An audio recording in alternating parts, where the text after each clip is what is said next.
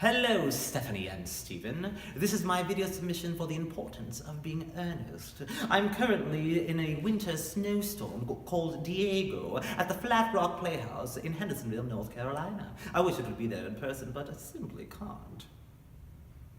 How are you, my dear Ernest? Where have you been since last week? In the country. Ugh. What do you do there? When one is in town, one amuses oneself. When one is in the country, one amuses other people. It is excessively boring. How immensely you must amuse them. Ah! Hello? What are these cups? Why, a picnic? Oh, cucumber sandwiches. Who is coming to tea? Oh, merely Aunt Augusta and Gwendolyn. How perfectly delightful. Yes, that is all very well. But I'm afraid Aunt Augusta won't quite approve of your being here. May I ask why? My dear fellow, the way you flirt with Gwendolyn is completely disgraceful. It's almost as bad as the way Gwendolyn flirts with you. I am in love with Gwendolyn. I have come up expressively to propose to her. I thought you came up for pleasure. I consider that business. How utterly unromantic you are. I really don't see anything romantic in proposing. It is very romantic to be in love, but there is nothing romantic about a definite proposal. Why, one may be accepted, one usually is, I believe. And then the romance, the excitement, it's all over. The very essence of romance is in uncertainty. If ever I get married, I shall certainly try to forget the fact.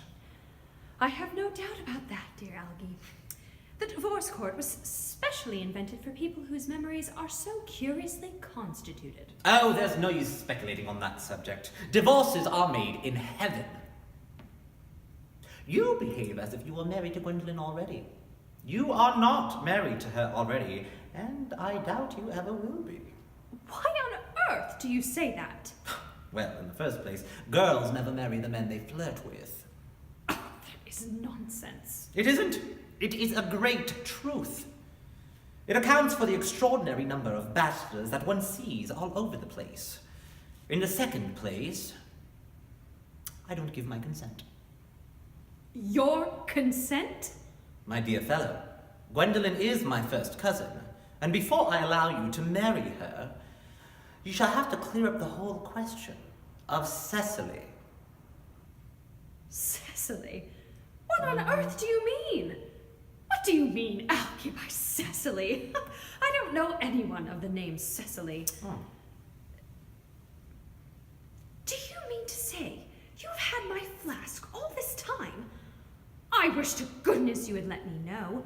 I was very nearly offering a large reward. Well, I wish you would offer one. However, it makes no matter, for now that I look at the inscription, I find that the thing isn't yours after all. Of course it's mine. You've seen me with it 100 times, and you have no right whatsoever to read what is written on it. It is a very ungentlemanly... Oh, it is absurd to have a hard and fast rule about what one should and what one shouldn't read. Half of modern culture depends on what one shouldn't read.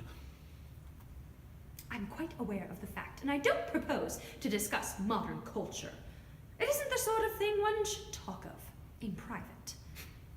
I simply want my flask back. Yes, but this isn't your flask. This flask is a present from someone of the name of Cecily. And you said you didn't know anyone of that name. Well, if you want to know, Cecily happens to be my aunt. Your aunt? Yes, charming old lady she is, too. Lives at Tunbridge Wells. Oh, just give it back to me, Algie. But why does your aunt call herself Little Cecily? If she is your aunt and lives at Tunbridge Wells. My dear fellow, what on earth is there in that? Some aunts are tall, some aunts are not tall. That is a matter that surely an aunt may be allowed to decide for herself. You seem to nearly think that every aunt should be exactly like your aunt. That is absurd. For heaven's sake, give me back my flask. Yes, but why does your aunt call you her uncle? From little Cecily, with her fondest love to her dear Uncle Jack. There is no objection, I admit, to an aunt being a small aunt, but why an aunt, no matter what her size be, would call her own nephew her uncle? I can't quite make that out. Besides, your name isn't Jack at all. It is Ernest. It isn't Ernest. It's Jack. Oh, I merely came back to water the roses. I thought you were with Uncle Jack. He's going to send me away. Then have we got to part? I'm afraid so. It's a very painful parting. It is always painful to part from people whom one has known for a very brief space of time. The absence of an old friend one can endure with equanimity. But even a momentary separation from someone who you have just been introduced to is almost unbearable. I hope, Cecily, I shall not offend you if I state quite frankly and openly that you seem to me to be in every way the visible personification of absolute perfection. I think your frankness does you great credit, Ernest. If you will allow me, I would like to copy your remarks into my diary. Do you really keep a diary? I'd give anything to look at it.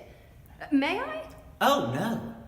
You see, it is simply a young girl's record of her own thoughts and impressions, and subsequently meant for publication. When it appears in volume form, I shall hope you order a copy. But pray, Ernest, don't stop. I love taking down from dictation. I have reached absolute perfection. You can go on. I'm quite ready for more. Oh, don't cough, Ernest. When one is dictating, one should speak fluently and eloquently and not cough. Besides, I don't know how to spell a cough. Cecily, ever since I first looked upon your wonderful and incomparable beauty, I have dared to love you wildly, passionately, devotedly, hopelessly. Oh, I don't think that you should tell me that you love me wildly, passionately, devotedly, hopelessly. Hopelessly doesn't seem to make much sense now, does it? I love you, Cecily. You will marry me, won't you? Oh, you silly boy, of course I will. Why, we've been engaged for the last 3 months. For the last 3 months? Yes. Tomorrow it will be exactly 3 months. But how did we become engaged? Well, ever since dear Uncle Jack first confessed to us that he had a younger brother who was very wicked and bad, you have been the chief topic of conversation between myself and Miss Prism. Of course, one who is talked about is always found to be very attractive. One feels there must be something inside him after all. I dare say it was foolish of me, but I fell in love with you, Ernest. Darling, and when was the engagement actually settled? The 11th of September last.